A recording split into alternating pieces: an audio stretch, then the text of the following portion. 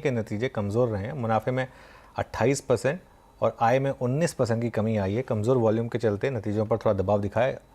इस पर बात करने के लिए और आगे के आउटलुक के लिए हमारे साथ कंपनी के CFO प्रमोद पटवारी जुड़ गए हैं।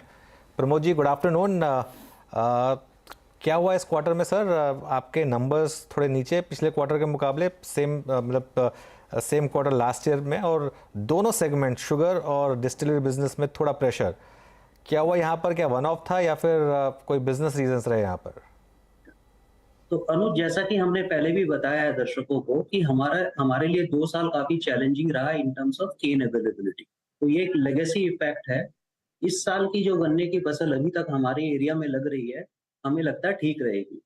तो ये पुरानी ईयर में जो फसल कम हो गई थी उसका इम्पैक्ट था, जिसके कारण कॉस्ट काफी हाई आ गई।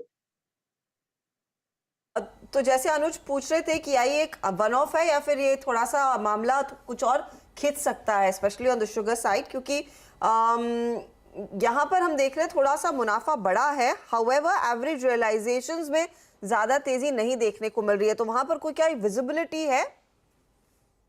हाँ, जैसे हमें इस बार 1.98 लाख मेट्रिक टन का शुगर का कोटा मिला था एक्सपोर्ट्स का। उसमें हमने 1.4 लाख फिजिकल एक्सपोर्ट्स के लिए कॉन्ट्रैक्ट किया है। कुछ शिपमेंट हमारे इस क्वार्टर में भी हुए हैं एंड कुछ एक मार्च में हो जाएंगे। इसके अलावा हमने 58,000 टन का एक्सपोर्ट कोटा ट्रेड कर लिया है। उससे जो इनकम आई है वो पूरी की पूरी दिसंबर क्वार्टर में बुक हो गई है। सो ये एक्सपोर्ट्स के कारण इनकम आई है। जैसे मैं बता रहा था कि हमें विजिबिलिटी अच्छी लग रही है cane availability as well as recovery को लेके। तो आगे जो सीजन है 22-23 का वो अच्छा लगा। सर, डिस्टिलरी सेगमेंट को लेकर जो दबाव रहा है, और यहाँ पर मैं देख रही हूँ मार्जिन्स में भी काफी अच्छा खासा हिट देखने को मिला है, वहां पर क्या रिकवरी आ सकती है अगले 2 क्वार्टर्स में? हाँ, यदि डिस्टिलरी सेगमेंट की अपने बात कर रहे हैं तो ये एक वन ऑफ केस है जहां हमारे प्लांट्स नए कमीशन हुए हैं। उसमें टीदिंग प्रॉब्लम रही एंड कमीशनिंग में भी थोड़ा डिले हो गया था। और लास्ट ईयर का फीड स्टॉक इस क्वार्टर में कुछ भी अवेलेबल नहीं था, तो प्रोडक्शन काफी कम रहा एंड फिक्स्ड ओवरहेड्स के दबाव के कारण प्रॉफिटेबिलिटी में प्रेशर आ गया इस क्वार्टर में।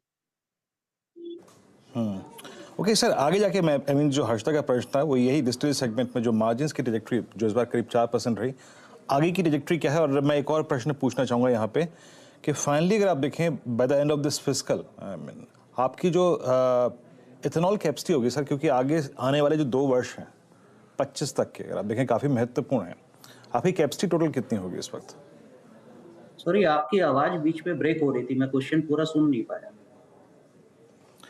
जो डिस्टिलरी सेगमेंट के जो मार्जिन्स है अगले 2 क्वार्टर्स में किस ट्रेजेक्टरी में रहेंगे, एंड थोड़ा सा टिप्पणी आपकी चाहूँगा, जो आपकी एथेनॉल की कैपेसिटी है इस वक्त वो कितनी है, और आगे आने वाले 2 क्वार्टर में और more specially by the end of this fiscal वो कहाँ तक पहुँच जाएगी? तो हमने FY22 में डिस्टिलरी की वॉल्यूम की थी 16 करोड़ यूनिट, जो कि अभी दिसंबर 22 में 12 करोड़ यूनिट है। हमने गाइडेंस दिया FY23 के लिए ये बढ़ के करीब करीब 21 करोड़ लीटर हो सकती है।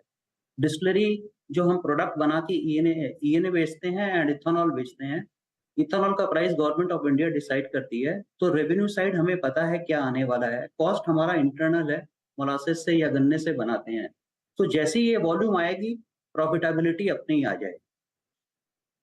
प्रमोद जी, एथेनॉल के लेकर अब क्या मूड है? क्योंकि एक टाइम था जो शुगर कंपनियों को हम कह रहे थे कि अब शायद सिक्लिकल नहीं है, क्योंकि एक एथेनॉल एक बहुत बड़ा फैक्टर है इस बिजनेस में आगे जाकर। क्या, और एक जो रिस्क फैक्टर यहाँ ओपन हो रहा है कि क्या गवर्नमेंट आगे जाके एथेनॉल पर एक प्राइसिंग कंट्रोल लगा सकती है, वो कितना बड़ा रिस्क होगा?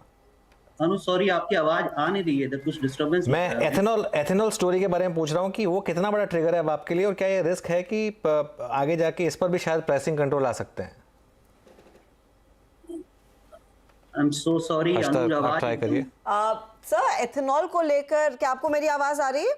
हाँ, अब क्लियर है। हाँ, अनुज यही पूछ रहे हैं कि एथेनॉल को लेकर क्या विजिबिलिटी है, और जो इस समय रिस्क है कि शायद आगे जाकर सरकार इसके दामों को आगे नियंत्रण में रखना चाहेगा, उस पर आपकी टिप्पणी क्या होगी?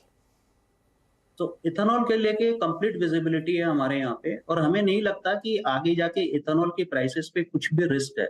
इथेनॉल के प्राइसेस सरकार गन्ने के प्राइस के बेसिस पे डिसाइड करती है। यदि एफआरपी की प्राइस इंक्रीज होती है तो इथेनॉल की प्राइस ऑटोमेटिकली इंक्रीज हो जाती है, और हमने ये ट्रेंड लास्ट 3-4 सालों में देखा भी है। तो हमें कोई भी रिस्क नहीं लग रही है as far as ethanol prices are concern. रहा सवाल विजिबिलिटी का, तो मैं बार-बार कह रहा हूँ, जैसे हमने गाइडेंस भी दिया है, 15% केन इंक्रीज हम इस साल देख रहे हैं फॉर शुगर सीजन 22-23। जैसे ही ये केन आती है, हमें फीडस्टॉक मिल जाएगा डिस्टिलरी के लिए भी, अकॉर्डिंगली हमें कोई रिस्क नहीं लग रही। प्रमोद जी, बहुत बहुत शुक्रिया हमारे लिए समय निकालने के लिए। तो वो कमेंट्री कंपनी की तरफ से, लेकिन इस बारी हम सब ने देखा है कि अक्रॉस द